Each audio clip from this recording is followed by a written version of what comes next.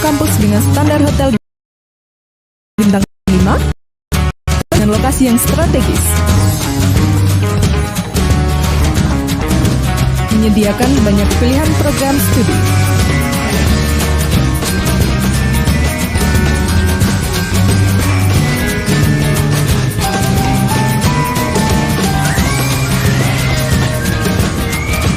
Setiap kelas dilengkapi dengan sarana dan prasarana penunjang pembelajaran yang terbarukan, sehingga proses pembelajaran di Universitas Tekom terjamin kualitasnya. Tersedia kelas karyawan sehingga mahasiswa dapat kuliah sambil bekerja. Sistem mengajar dosen yang interaktif dan asik membuat suasana kelas pembelajaran lebih menyenangkan.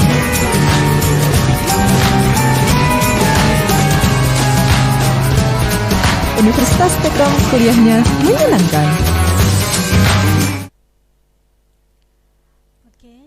Assalamualaikum warahmatullahi wabarakatuh. Ya, selamat berjumpa dengan saya Ibu Munifah, yaitu pada mata kuliah Akuntansi Keuangan 1. Pada pertemuan pertama ini saya akan menjelaskan yaitu mengenai kontrak kuliah, yaitu pada mata kuliah Akuntansi Keuangan 1. Kemudian saya akan menjelaskan yaitu materi yang pertama, yaitu mengenai apa itu kas. Anda bisa simak baik-baik untuk penjelasan dari saya.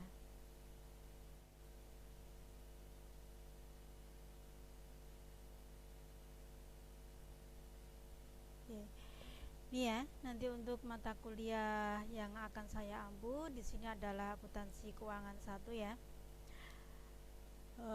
Sebelumnya saya perkenalkan dulu. Nama saya Ibu Munifah. Untuk alamat saya di Kendal ya. Berarti untuk home base saya, berarti nanti kalau Anda ingin mencari saya itu berada di kampus Kendal. Nah, apalagi untuk Anda yang jurusannya D3 Komputerisasi Akuntansi, pasti akan mencari saya ya. Untuk email saya yaitu munifah@stekom.ac.id. Kemudian untuk nomor WA saya 0831 2804 4269. Berarti nanti bagi Anda semuanya yang ingin berkonsultasi dengan saya, kemudian ingin bertanya yaitu mengenai tugas ataupun mengenai materi yang belum Anda pahami, Anda bisa langsung japri ke saya ya. Kemudian untuk studi, saya dari D4 Manajemen Informatika, yaitu di Stekom ya, yang sekarang menjadi Universitas Stekom ya. Kemudian untuk S2-nya yaitu dari Sistem Informasi di UKSW atau Universitas Kristen Satyawacana yang ada di Salatiga itu ya. Kemudian untuk mata kuliah yang biasa saya ampu yaitu ada Akuntansi Keuangan 1, kemudian ada Sistem Informasi Akuntansi, dan juga ada Lab Akuntansi Keuangan.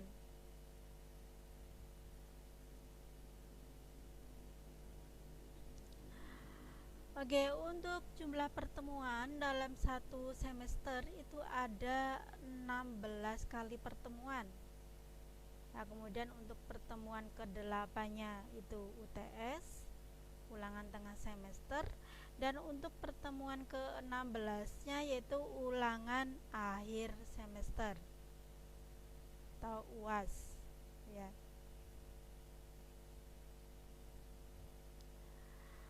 Kemudian untuk kriteria penilaian ya, berarti nanti tidak ada kesenjangan antara mahasiswa satu dengan yang lainnya. Untuk penilaian itu saya ambil dari UAS itu 35% dan UTS 35%, dan untuk tugas-tugas itu 30%. Nah, untuk syarat Anda mendapatkan nilai akhir ya, minimal untuk persensi Anda itu 75% dari jumlah pertemuan. Nah, kalau persensinya kok 50% sampai 75%, nah nanti Anda akan mendapatkan tugas tambahan dari saya. Nah, kalau persensinya kok kurang dari 50%, nah itu Anda harus mengulang semester berikutnya. Berarti nanti Anda bisa ikut mata kuliah akuntansi keuangan 1, yaitu untuk adik kelas Anda. Ya, berarti Anda ulang dari awal, dari pertemuan 1 sampai pertemuan ke-16. Itu ya. Berarti jangan lupa selalu persensi disiakat ya.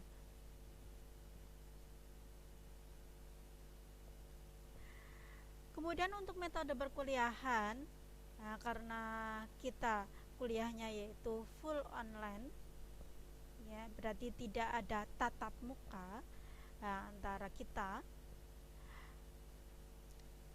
Nah, maka untuk perkuliahan itu diadakan secara online. Berarti nanti Anda diwajibkan untuk absen di siakat sebagai bukti kehadiran. Ya, berarti setelah Anda melihat video pembelajaran dari saya, kemudian Anda bisa absen di siakat. Itu jangan lupa ya. Apalagi ini full online, Anda bisa absen kapan saja. Nah, kemudian Anda juga bisa mendownload materi yang ada di siakat, nah, yang nanti akan saya berikan, yang akan saya share, yang saya akan bagikan di siakat. Nah, kemudian untuk penjelasan materinya bisa Anda lihat untuk video pembelajarannya di siakat ya. Nah, kemudian yang kedua adalah tugas. Nah, pasti akan saya kasih tugas setelah babnya itu selesai. Contohnya bab 1 kok sudah selesai, saya ajarkan. Nah, kemudian saya akan memberi tugas di situ. Berarti nanti Anda dituntut untuk mengerjakan soal-soal tugas, dan nanti untuk hasilnya bisa langsung dikirim di siakat, itu kalau soalnya berada di siakat, atau lewat Google Classroom ya. Untuk pengumpulannya harus tepat waktu. Nah, karena ini kuliahnya mandiri, nah, pasti tidak ada kesulitan buat Anda ya. Banyak waktu yang bisa Anda gunakan untuk mengerjakan tugas-tugas dari saya. Saya berharap Anda semuanya itu dapat mengerjakannya. Kemudian untuk UTS akan saya selenggarakan yaitu pada pertemuan ke-8, dan UAS akan saya selenggarakan pada pertemuan ke-16. Nah, untuk UTS dan UAS ini untuk menguji yaitu penguasaan Anda terhadap materi-materi yang sudah saya sampaikan pada video pembelajaran. Dan nanti pada UTS dan UAS ini itu Anda dituntut untuk mengerjakan soal-soalnya secara mandiri, kemudian juga harus dikerjakan secara teliti dan jujur. Nah, nanti untuk hasil jawabannya bisa Anda kirim di siakat, itu kalau soalnya berada di siakat, atau lewat Google Classroom ya. Untuk UTS dan UAS untuk pengumpulannya harus tepat waktu ya. Itu berarti kalau kita ke UTS-nya tanggal 10 ya harus tanggal 10 itu juga harus dikirimkan ya. Kalau yang tugas kan enggak, kalau tugas itu kan ada waktunya, biasanya 1 minggu.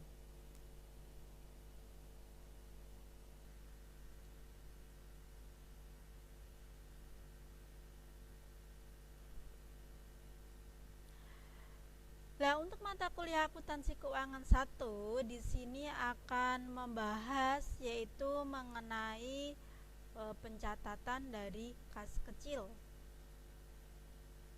Karena untuk perusahaan-perusahaan besar itu untuk pengeluaran kas maupun penerimaan kas itu tidak cukup dipegang oleh satu pihak saja, satu orang saja ya, itu membutuhkan yaitu orang lain untuk memegang untuk pengeluaran ataupun penerimaan yang sifatnya kecil.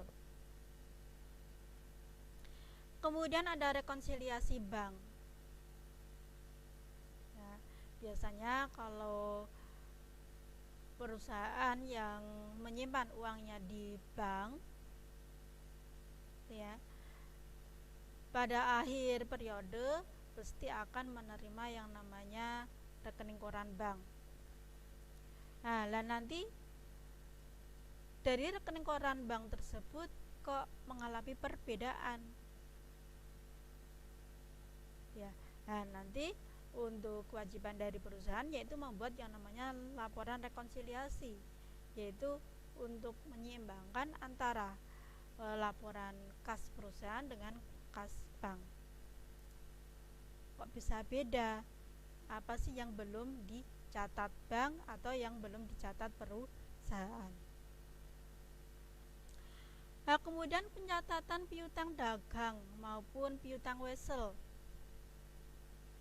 Nah, nanti di sini Anda bisa membedakan yaitu piutang dagang seperti apa, piutang wesel itu seperti apa, nanti cara pencatatannya itu bagaimana ya.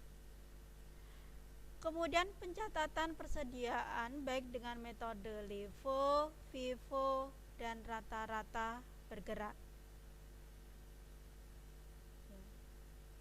Nah, tentunya saja persediaan ini juga merupakan suatu aset perusahaan yang paling berharga. Itu juga harus adanya suatu pencatatan. Kehilangan satu barang saja itu juga dapat merugikan perusahaan. Kemudian untuk penghitungan depresiasi aktiva tetap dengan metode-metode tertentu. Nah, nanti Anda akan dikenalkan yaitu berbagai metode yang bisa Anda gunakan di dalam menghitung depresiasi atau penyusutan dari aktiva tetap.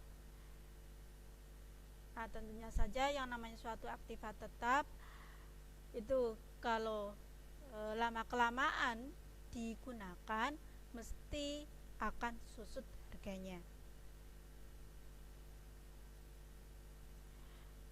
Nah, contohnya dulu Anda kok beli handphone harganya 10 juta, mungkin kalau dijual itu harganya tidak 10 juta lagi. Itu ya. Nah, mesti akan berkurang.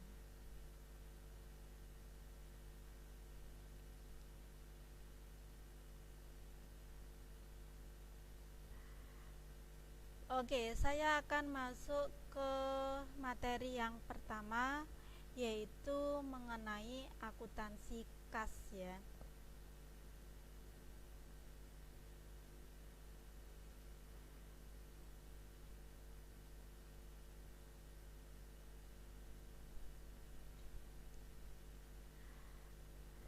Lah, apa tujuan Anda mempelajari yang namanya akuntansi kas? Nah, tujuannya supaya Anda semuanya itu mampu untuk memaparkan apa sih definisi dari kas. Kemudian apa sih pentingnya pengendalian internal kas.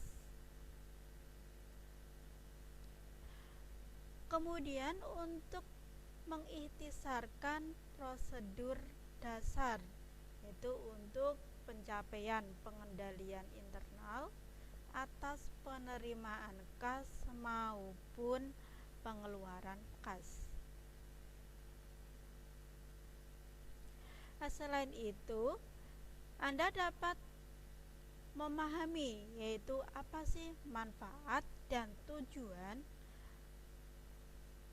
adanya suatu sistem pengendalian internal kas. Kemudian Anda juga mampu untuk melakukan sistem pengendalian kas, yaitu dengan sistem voucher.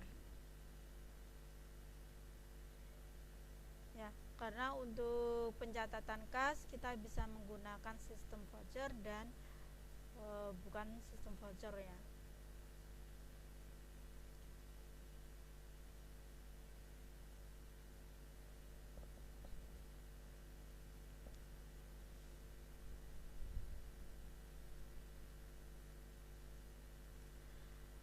Oke, saya akan perkenalkan dengan yang namanya kas.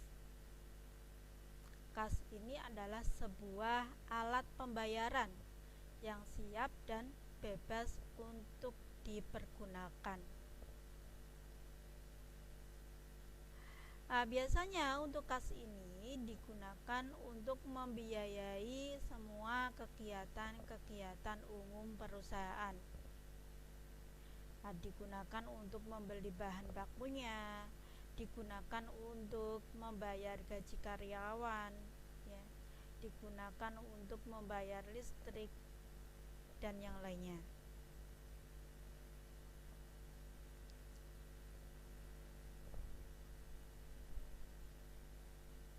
Karena kas ini adalah sebuah aktiva yang paling lancar dan paling aktif,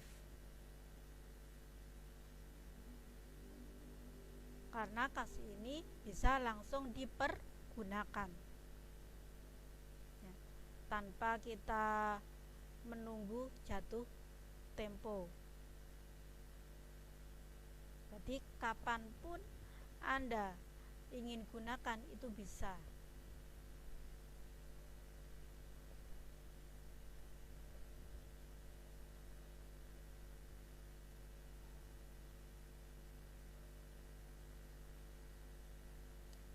Untuk komposisi kas itu, kalau alat setoran ke bank itu namanya kas di tangan, tapi kalau yang disimpan di bank itu namanya kas di bank. Nah, untuk kas di tangan itu meliputi dana kas kecil, ada dana penukaran, ada wesel bank, dan juga ada hal-hal lain yang bisa disamakan dengan uang. Nah, misalnya apa? Misalnya seperti kertas berharga.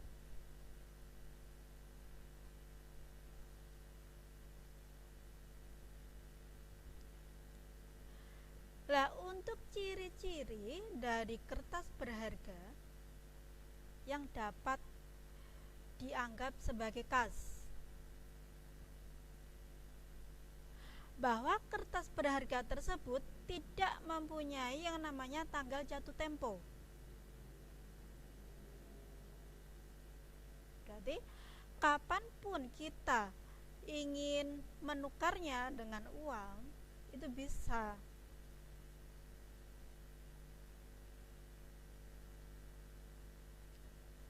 Kalau kita tukar, maka untuk kertas berharga tersebut nilai nominalnya yang berlaku.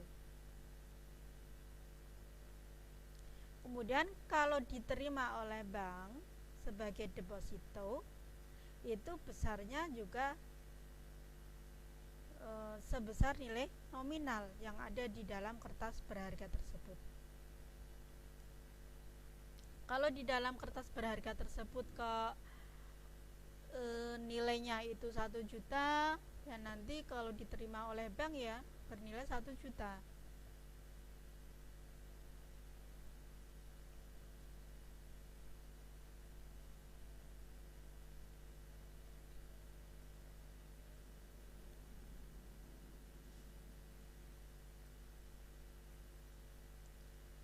Oke, kemudian untuk jenis-jenis kas ya.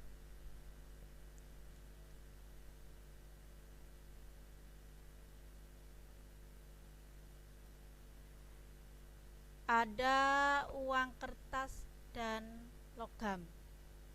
Nah, ini yang biasanya Anda gunakan ya untuk membeli barang, untuk membeli makanan, untuk membeli minuman gitu ya.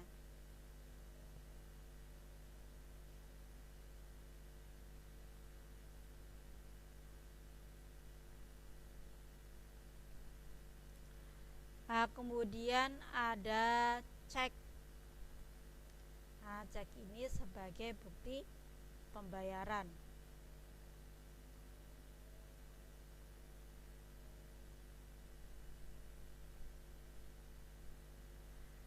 Kemudian ada yang namanya giro. Ya.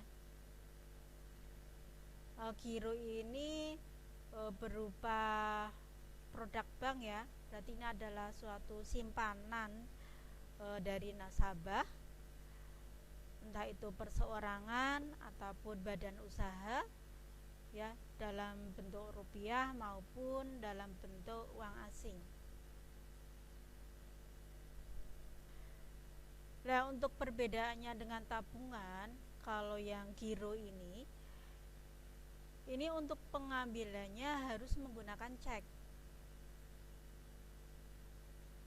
Ya, kalau tabungan kan kita bisa menggunakan ATM ya, bisa menggunakan kartu ATM itu ya kalau yang tabungan, atau langsung ke bank dengan menggunakan formulir yang ada di bank.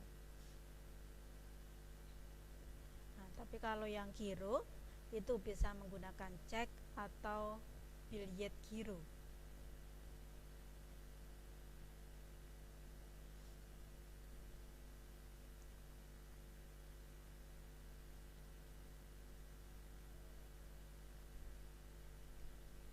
Kemudian ada yang namanya wesel. Wesel ini juga dapat dijadikan uang tunai. Nah, pada saat yang memegang wesel tersebut membutuhkan.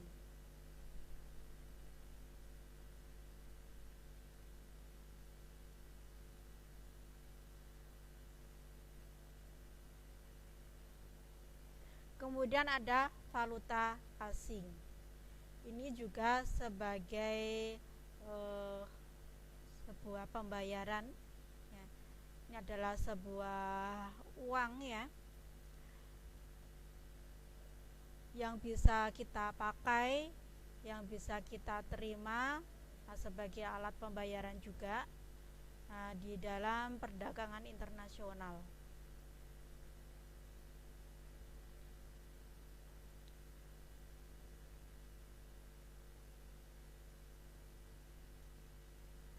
Kemudian apa saja yang bukan kas? Yaitu ada cek mundur.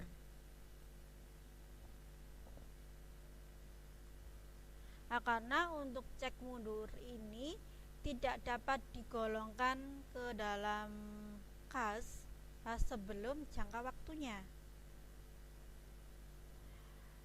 Kemudian ada cek kosong atau cek tidak cukup dana gitu ya.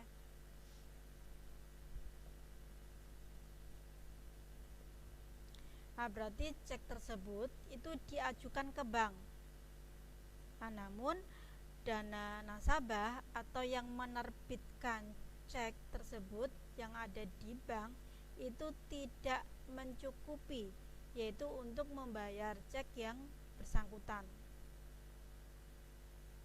Contohnya kok ceknya bernilai 100 juta ya, tetapi saldo yang ada di bank tersebut tidak ada 100 juta, sehingga cek tersebut dikembalikan kepada si penerbit cek atau si pemegang cek.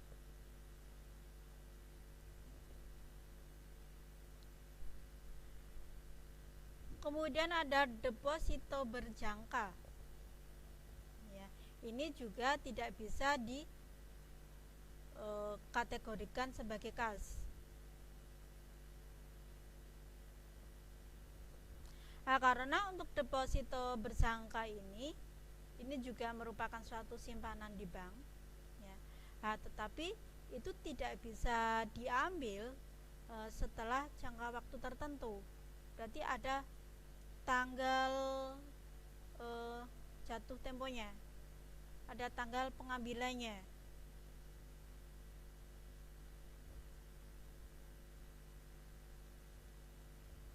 Kemudian ada money order.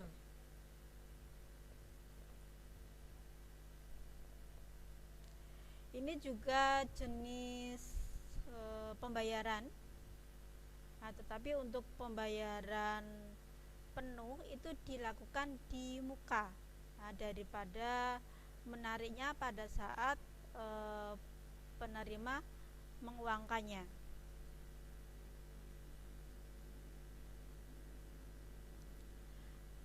Mengapa kok dengan menggunakan money order ini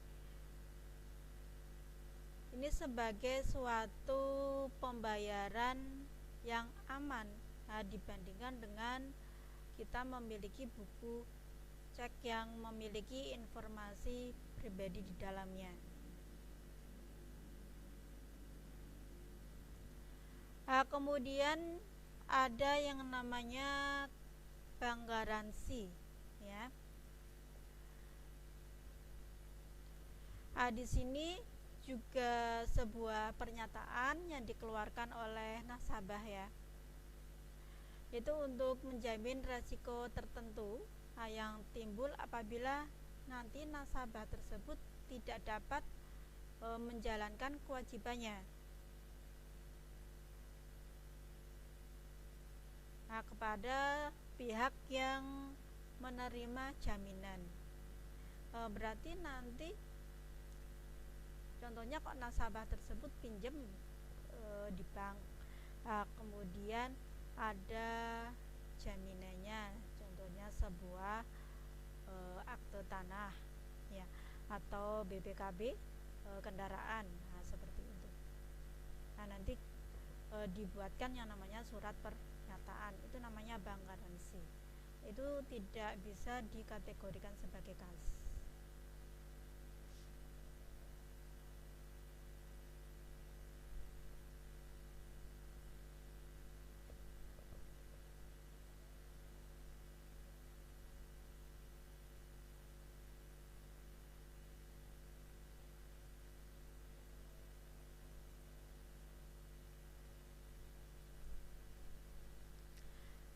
Kemudian di dalam pengelolaan kas ya, tentunya saja ada yang namanya manajemen kas.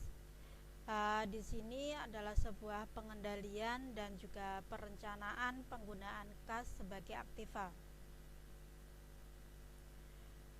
Berarti di sini tidak boleh terjadi kegagalan dalam pemakaian kas dan pengawasan kas terhadap pos dari isi kas.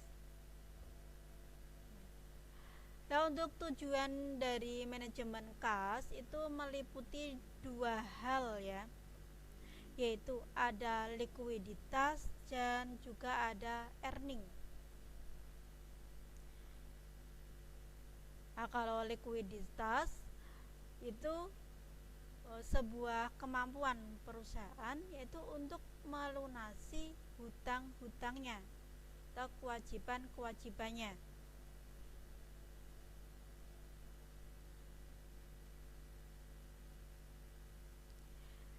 Nah, nanti di dalam tujuan manajemen kas antara likuiditas dan arus kas itu harus dijaga supaya seimbang.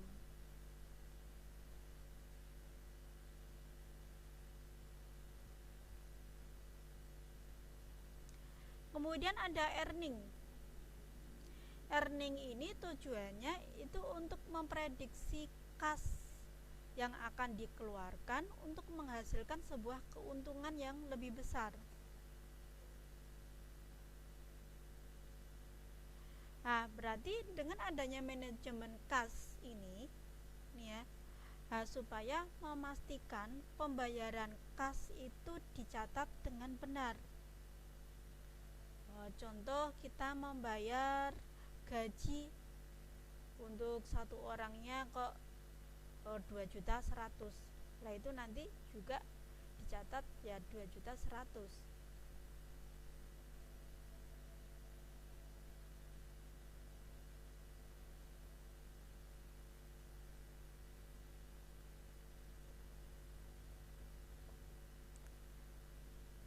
Oke, saya lanjutkan ya untuk sistem dari pengendalian kas.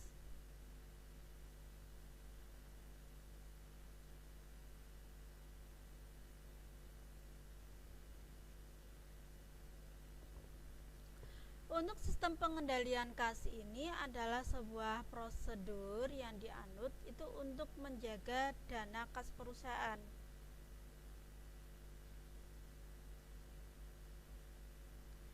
Nah, untuk sistem ini itu membentuk yang namanya pengendalian intern yang memadai terhadap kas.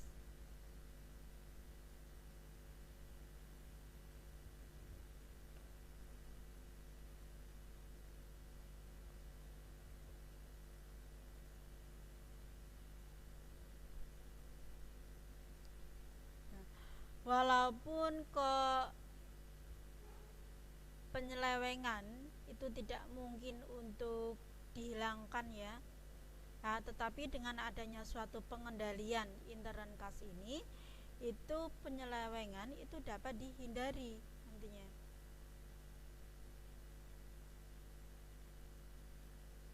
Nah, contohnya kok dulunya itu sering yaitu kehilangan atau pencurian kas ataupun kehilangan persediaan. Dan nanti kan sedikit demi sedikit itu akan berkurang dengan adanya suatu pengendalian kas tersebut.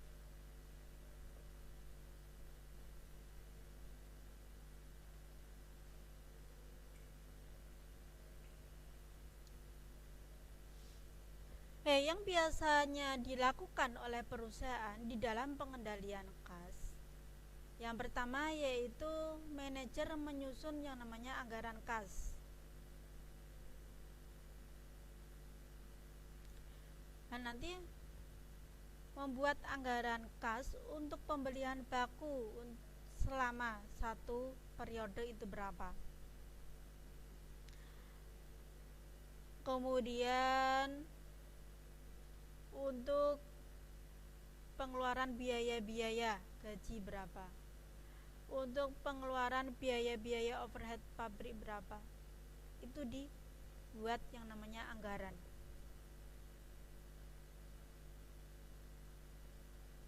Atau perencanaan ya untuk periode ke depan.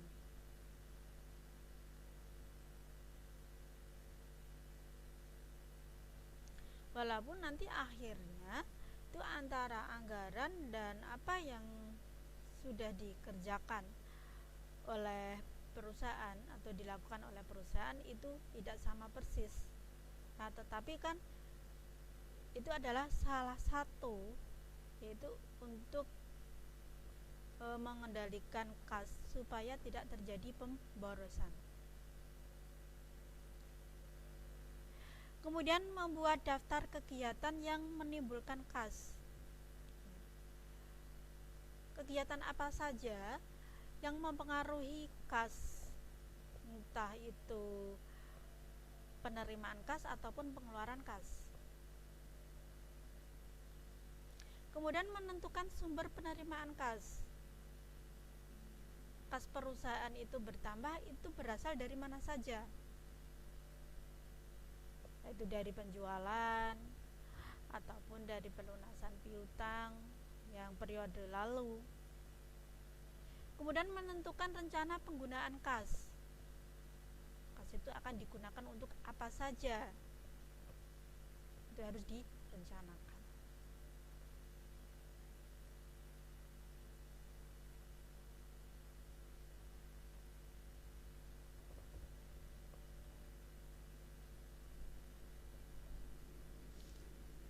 Untuk sistem dari pengendalian internal kas, yang pertama yaitu ketersediaan kas yang cukup. Berarti harus ada kas setiap harinya. Nah, supaya nanti perusahaan ingin membeli bahan baku, kemudian perusahaan ingin membayar biaya-biaya yang ada, itu tidak kekurangan kas. Kas selalu tersedia. Kemudian hindari kas menganggur.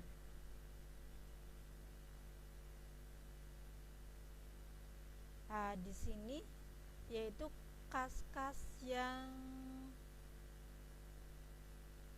kelebihan atau kelebihan kas yang tidak digunakan.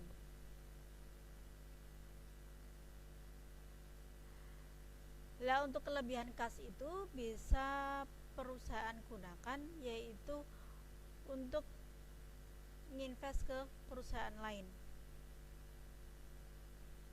Nah, karena dengan adanya perusahaan itu menginvestasi ke perusahaan lain, juga akan mendapatkan keuntungan ya dari investasi tersebut. Kemudian adanya penyalahgunaan kas. Jadi dengan adanya sistem pengendalian, maka kas tidak akan disalahgunakan. Kemudian dengan sistem pengendalian internal kas, itu semua kebijakan manajemen tentang kas itu dipatuhi oleh para karyawannya. Kemudian adanya pengawasan akuntansi dan juga adanya pengawasan administrasi. Nah, kalau tidak ada yang namanya sistem pengendalian internal kas, mesti kan kita ingin beli ini, beli itu, maka akan terjadi pemborosan pada kas. Tidak ada manfaatnya, kenapa dibeli?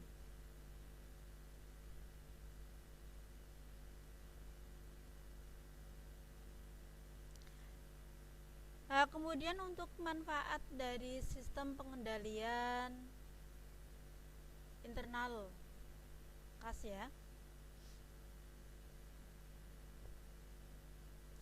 Di sini untuk menjamin yaitu kebenaran dalam akuntansi. Berarti nanti manajemen itu harus memiliki data akuntansi. Yang dapat diuji ketepatannya yaitu untuk melaksanakan yaitu kegiatan-kegiatan perusahaan.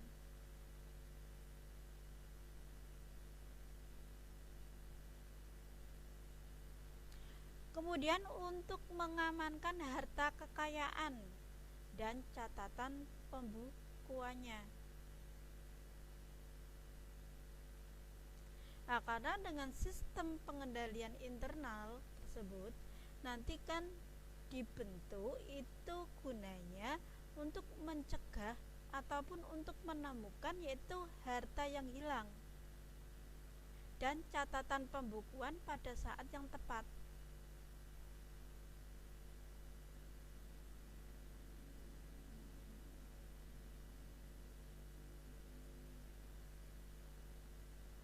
Sehingga harta kekayaan perusahaan aman.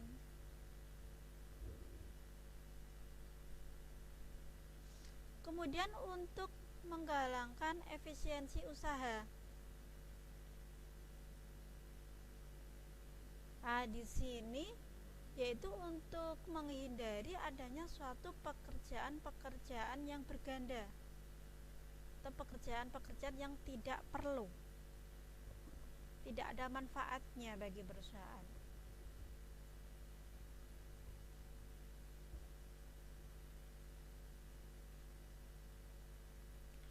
Kemudian untuk mendorong ditaatinya kebijakan pimpinan yang telah digariskan.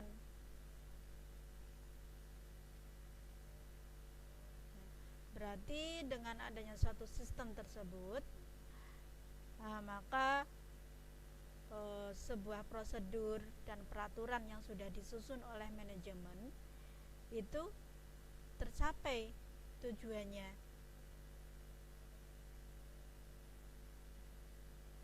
Karena kan sudah diikuti oleh para karyawannya.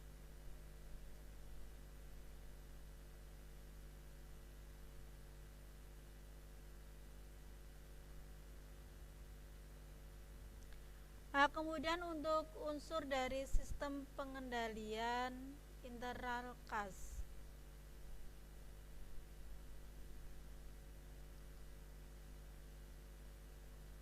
yaitu struktur organisasi yang memisahkan tanggung jawab fungsional secara tegas.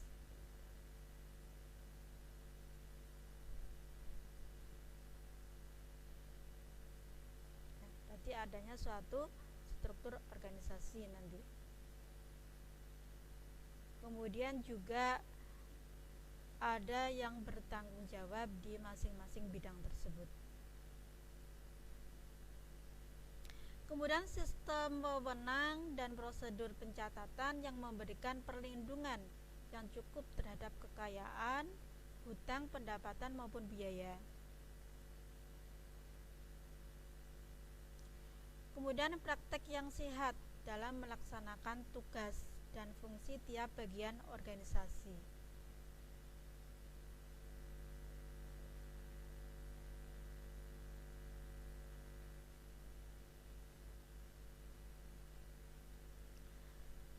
Kemudian untuk tujuan dari sistem pengendalian internal kas, yang pertama itu adanya pemisahan tugas. Berarti untuk pemisahan tugas ini harus dilakukan ya, supaya kas itu dapat lebih terjaga keamanannya. Berarti nanti antara si penerima kas dengan pihak yang mengeluarkan kas itu harus dipisah. Kemudian semua transaksi kas itu diotorisasi dan dicatat dengan tepat. Tujuannya apa? Yaitu supaya transaksi-transaksi yang telah terjadi itu nanti mendapatkan suatu persetujuan dari pihak yang berwenang.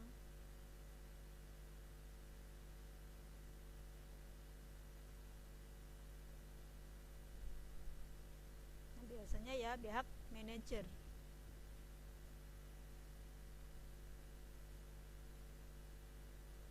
Selain itu juga dapat mengevaluasi yaitu semua informasi terhadap transaksi-transaksi dengan benar.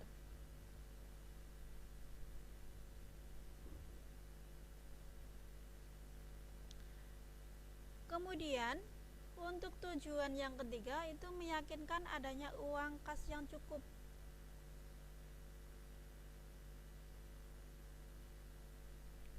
Ya, berarti nanti dengan adanya suatu sistem pengendalian internal kas ini ya, nanti perusahaan itu dapat menggunakan uang kas tersebut untuk membayar hutang yang telah jatuh tempo.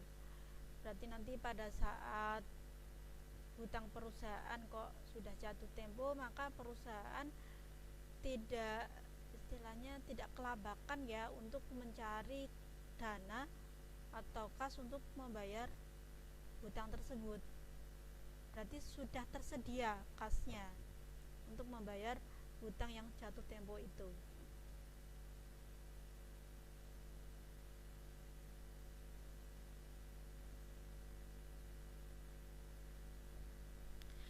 Kemudian mencegah hilangnya uang kas akibat kecurangan. Ya, berarti nanti dengan adanya suatu pengendalian kas ini ya, nah nanti diharapkan ya segala penyalahgunaan kas, penyelewengan kas itu ditekan serendah mungkin.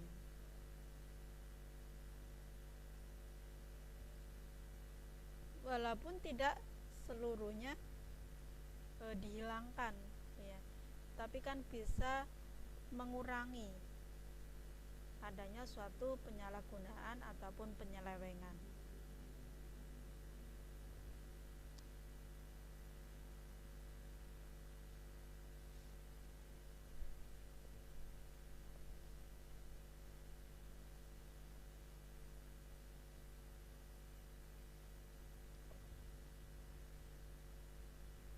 Oke.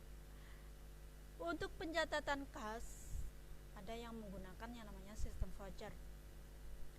Nah, voucher di dalam akuntansi ini adalah sebuah formulir yang disediakan oleh perusahaan yang berisi surat perintah, pembayaran faktur tertentu atau kewajiban yang harus segera dibayar.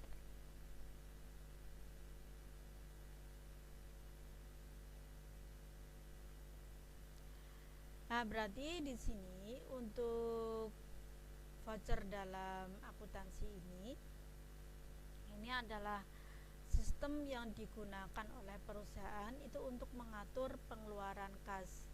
Nah, di mana untuk pencatatan pengeluaran kas itu terlebih dahulu nanti dicatat ke dalam register voucher. Dan pengeluaran kas itu dicatat dalam register cek. Berarti ke register voucher dulu baru ke register cek.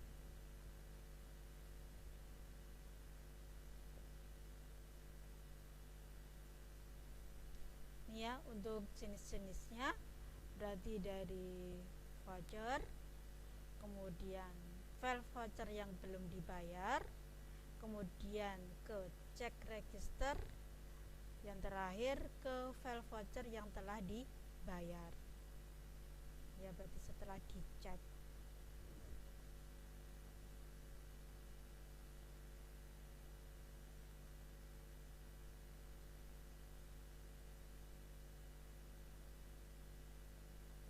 Nah, kemudian untuk prosedur dari pengeluaran kas dengan menggunakan sistem voucher.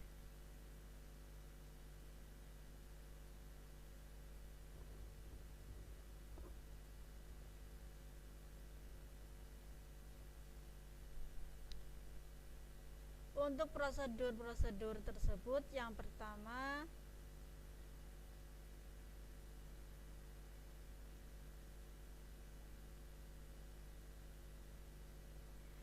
dan nanti setiap kewajiban yang pada akhirnya itu harus diselesaikan ya dengan menggunakan pengeluaran kas.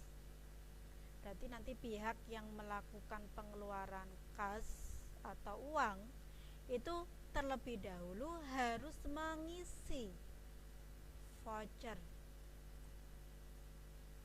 Nah, nanti voucher tersebut diajukan atau dimintakan yang namanya persetujuan atau otorisasi dari pejabat yang berwenang.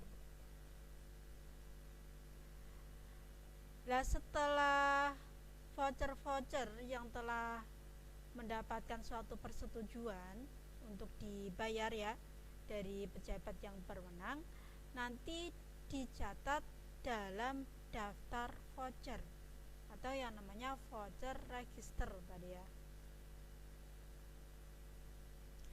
Nah, kemudian setelah semua voucher itu dicatat ke dalam daftar voucher atau voucher register, nanti voucher tersebut disimpan ke dalam arsip voucher yang belum dibayar.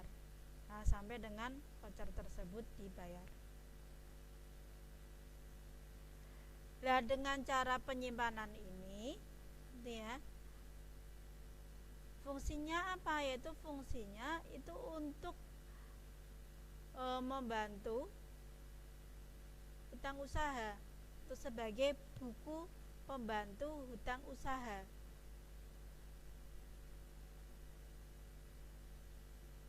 Ya, kalau kita mengenal ada buku besar, ada buku pembantu hutang, ada buku pembantu piutang, ada buku pembantu persediaan.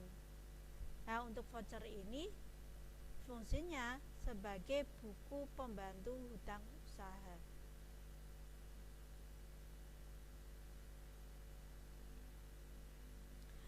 Dan nanti untuk voucher yang sudah jatuh tempo itu diambil dari arsip voucher yang belum dibayar. Nah, kemudian nanti dibuatkan sebuah cek untuk pembayarannya. Dan nanti setelah dibuatkan cek, voucher yang dibayar tersebut diberi yang namanya cap lunas ya. Nah, kemudian nanti baru dikumpulkan ke dalam file voucher yang telah dibayar. Nah, kemudian nanti disimpan berdasarkan nomor urut.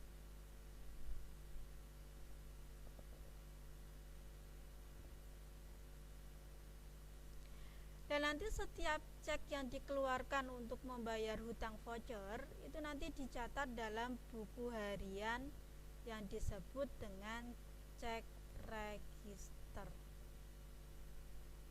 Nah, fungsinya dari cek ini untuk pengeluaran kas. Nah, itu ya, itu urutannya dalam prosedur pengeluaran kas. Berarti tidak sembarangan ya dalam mengeluarkan kas ya. Tiba-tiba kita membeli ini, membeli itu tanpa adanya suatu persetujuan.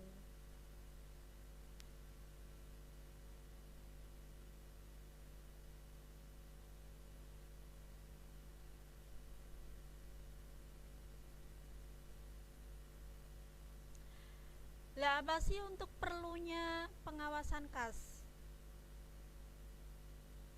Ini untuk mengawasi tindakan manipulasi atau kecurangan yang berkaitan dengan kas. Lah, apa saja yang berkaitan dengan kas? Nah, seperti piutang yang sudah dihapus ya, kemudian timbul lagi.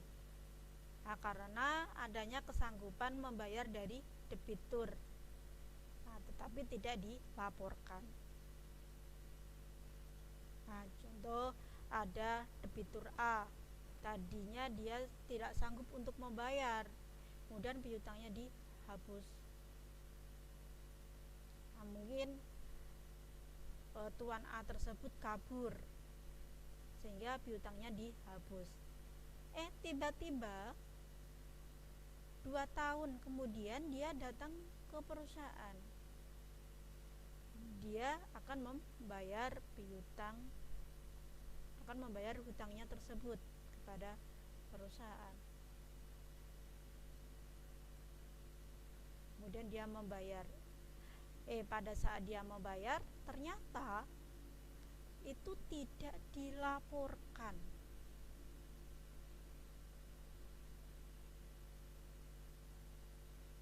Nah, kemana uangnya?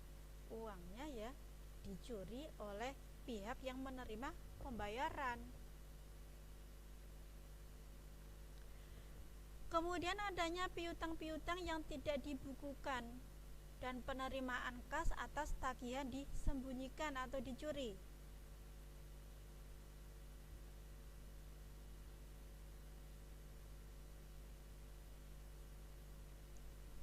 Ya.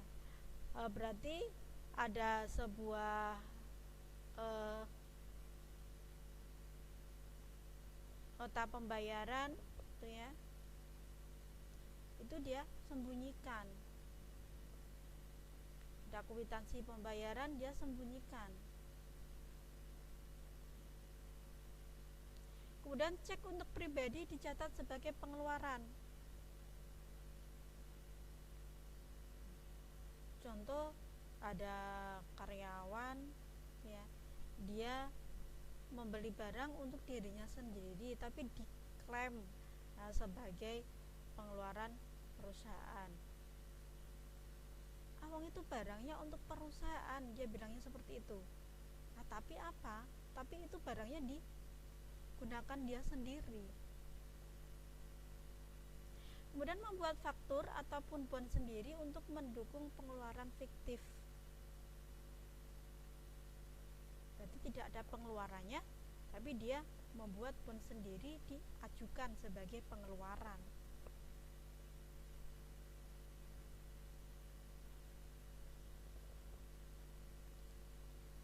Nah, langkah-langkah apa saja untuk pengawasan kas, yaitu menentukan fungsi kas secara jelas. Kamu mengeluarkan kas akan digunakan untuk apa? Kemudian pemisahan fungsi pengurusan kas dengan pencatatan kas. Ya. Berarti yang memegang kas dan mencatat kas dipisah. Kemudian yang mencatat pengeluaran kas dengan pemasukan kas juga dipisah. Kemudian pengawasan atas fungsi penerimaan, pengurusan dan pencatatan kas. Kemudian menetapkan pelaksanaan laporan kas setiap hari. Berarti setiap hari kas tersebut harus dilaporkan. Kas yang masuk berapa, kas yang keluar berapa. Nah, untuk keperluan rutin dan jumlahnya itu kecil atau sedikit, dibentuklah yang namanya dana kas kecil. Nah, yang nanti pada pertemuan kedua saya akan menjelaskan kas kecil itu seperti apa, pencatatannya itu bagaimana. Kemudian kita menggunakan yang namanya sistem voucher, salah satu dari pengawasan kas. Kemudian melakukan pemisahan tugas, yaitu antara orang yang menulis cek dengan yang mengumpulkan bukti atau dokumen pengeluaran. Nah, ini juga harus dipisah ya. Kalau tidak dipisah, ini bisa terjadi penipuan atau pencurian. Kemudian menetapkan laporan kas setiap hari. Nah, ini ya.